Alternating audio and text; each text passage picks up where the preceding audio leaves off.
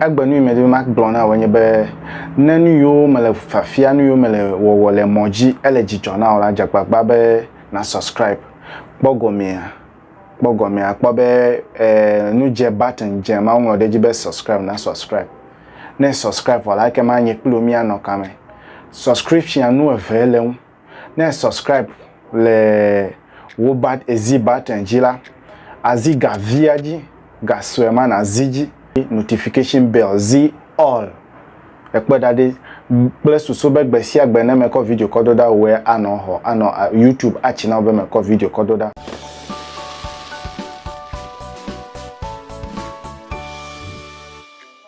yo no velo lo me do gbe na me sia me va gbe nkefe avala chi nko nya adam na nya me ne va moji cha gba na subscribe la ke mana ma video pla me no vie le vevede akpe dada ne na subscribers pla me yo pété les vidéos me yo pété les comments on les vidéos te ma ogan sogbolisa ne yira me apete Agbenu so de me dive ma fonu cho for afima yijide manao nu yo ma hale nu yo pété avame when you fete ojebe solution yo me kpo be jebe mi wo la gbe me na gbe ne pongo gbede de nami e ya me dibe ma fonu cho ne kpo yin o tanya la kpo be me nlo be e to nyenye akoko gbede la vonye me du chocolate kpo le wa si me e ya nto nyeme nya zine na odu chocolate e ya nto yi ne mele agbede la o hande e to nye ya no be koko gbede menye koko gble vie le si one to de agble wa pa keji emi akpaji ma pono viola ahaji o efia be agble me keke nemi le agble fe nya agble de tonye e ya nye agble de la o fe fia aha nu dudu me voile mi afa mo nu dudu degble le mi asi akutu gble le mi asi koko gble ya me le dodo fifula be menya agble vie o etegle no be tere le mi ade du o mede etemenye te vi mi fa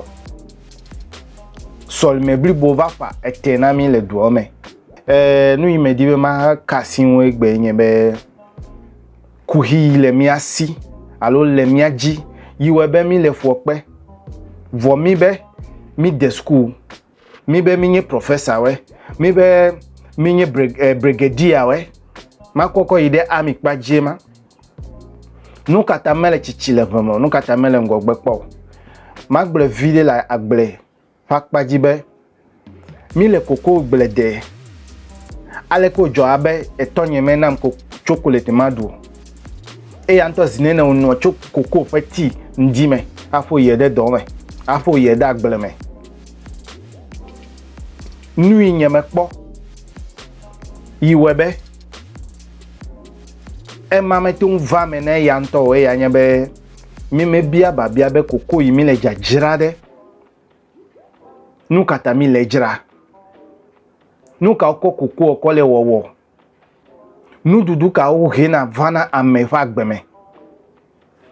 e vito enye e vino enye ne le koko gblede ne le coffee gblede vo fifila ne le vemele te fede o menyale yi na wo afa coffee de atrozu coffee ne wonto na nu onyebe mi ajira coffee akple susube mi anoga ho le nya te fe me monu vivivi oto obla mi adedu o me iwo be mele chichiore e ya nyima gbo mele na we hafe na vai play ne jira koko ovo ne jira wo coffee vo ne jira wo nu dudu cash crop evo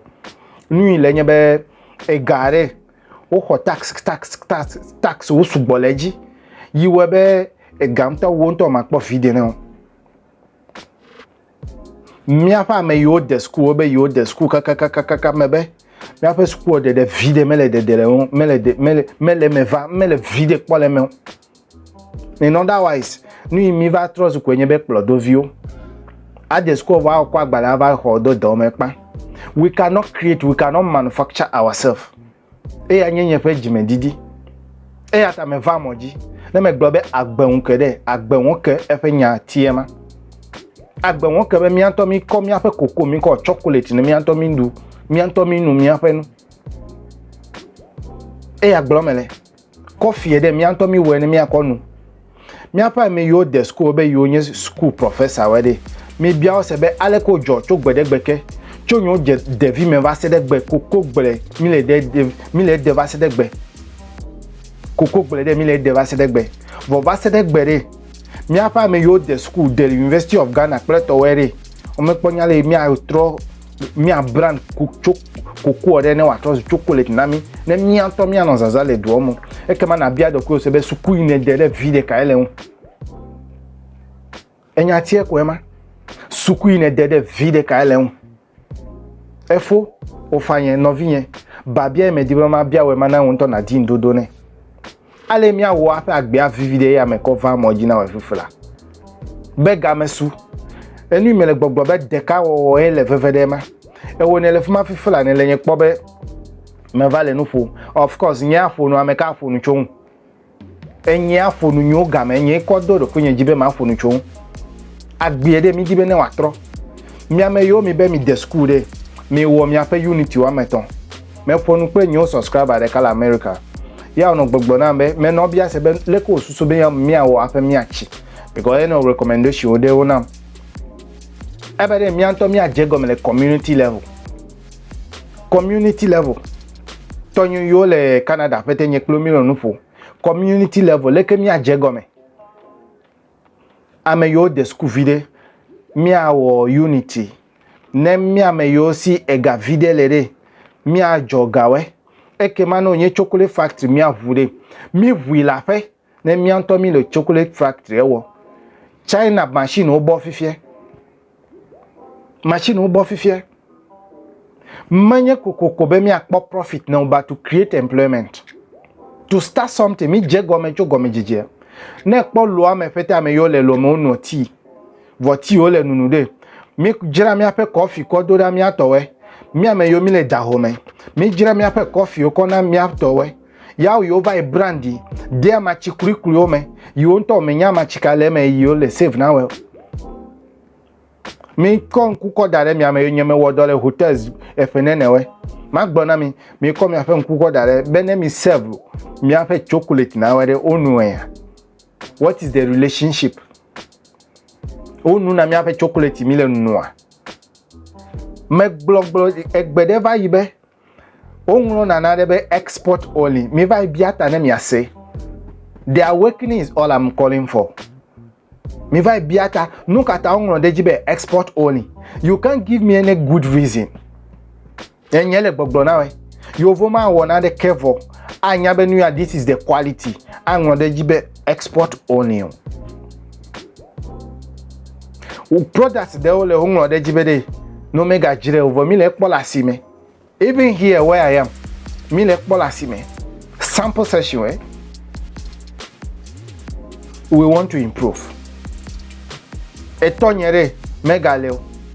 vonye me kpo ebere he me no wa si me nye kpli mi de koko gbele mi avai gbe koko ne mi gbevo mi agu koko ne mi gu vo mi ava si e wa fu mi adure ko ide skill mi avai skill etonya hoga ekpa nyeme du chocolate lo wasi me kaka oku